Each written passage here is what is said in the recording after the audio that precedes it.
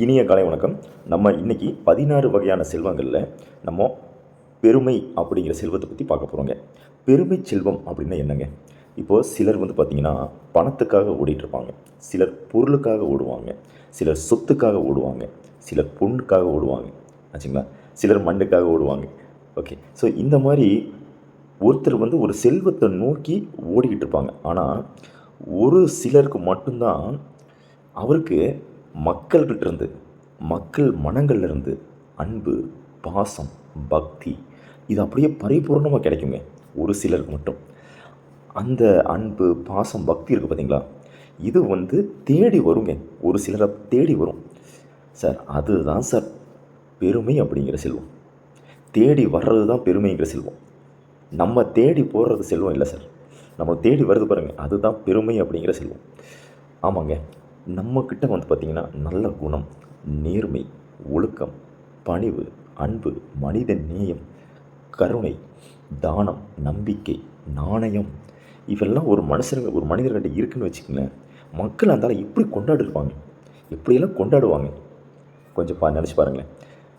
அப்படி மக்கள் கொண்டாடின மனிதர்கள் இந்த உலகத்தில் இந்த நம்ம தமிழ்நாட்டில் வாழ்ந்திருக்காங்க. அப்படிங்கிறப்போ அது நமக்கு எப்பேற்பட்ட பெருமைங்க. இப்போ நம்ம சொல்கிறோம் இல்லையா, நமக்கு பெருமை அப்படின்னு சொல்கிறதில்ல, அவங்களோட பெருமையை நம்ம எடுத்துக்கிறோம்.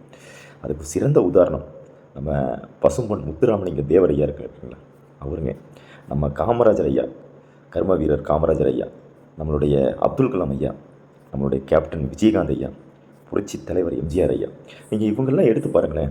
இன்னும் மக்கள் மனசில் நீங்கள் வாழ்ந்துக்கிட்டு இருக்காங்க சார். இன்னும் அவங்கள கொண்டாடுறாங்க. அவங்க மேலே பக்தி, பாசம். நம்ம அதுவும் நீங்கள் தேவரையெல்லாம் நீங்கள் எடுத்துட்டிங்கன்னா அந்த குரு பூஜை எப்பேற்பட்ட ஒரு ஒரு திருவிழாவாக அந்த மக்கள், நம்ம தென்னாட்டு மக்கள் எந்தளவுக்கு அதை கொண்டாடுறாங்க. ஸோ இதெல்லாம் அவர் என்ன சார் பண்ணார்? அவர் என்ன பண்ணார்? அந்த மக்களை உண்மையாக நேசித்தாருங்க. அந்த மக்களுக்காகவே பாடுபட்டாங்க. அந்த மக்கள் நல்லா இருக்கணும் அப்படிங்கிறதுக்காக தன்னோட சொத்து பத்து எல்லாத்தையும் கொடுத்தாங்க. தன்னுடைய நம்ம வாழ்க்கையே அர்ப்பணித்தவர் நம்ம அப்துல் கலாம் ஐயா. திருமணமே இல்லாமல், குழந்தைகளே இல்லாமல் முழுக்க விஞ்ஞானத்துக்காகவும் அறிவியலுக்காகவும் நம்மளோட இந்தியாவுக்காக தன்னுடைய வாழ்நாள் அர்ப்பணித்தவங்க. சுபாஷ் சந்திர போஸை எடுத்துக்கங்க. ஒரு இராணுவத்தையே கட்டி எழுப்பலையா, எங்கேயோ இருக்கிற வங்காளத்துக்காரருக்காக இங்கிருந்து மக்கள் அவருக்காக சண்டைக்காக போய் உயிர் தியாகம் பண்ணலையா. ஸோ அந்த மாதிரியான மனிதர்கள் இந்த பூமியில் இருந்திருக்காங்க. அப்படின்னா எப்பேற்பட்ட விஷயம் பாருங்கள். இந்த பெருமை அப்படிங்கிற செல்வம் முடிஞ்ச வரைக்கும் நமக்கு பெருமையை, செல்வத்தை நம்மக்கிட்ட வர்றதுக்கு என்னென்னலாம் செய்ய முடியுமோ அந்தந்த விஷயங்களை நம்ம செய்வோம். நன்றி, வணக்கம்.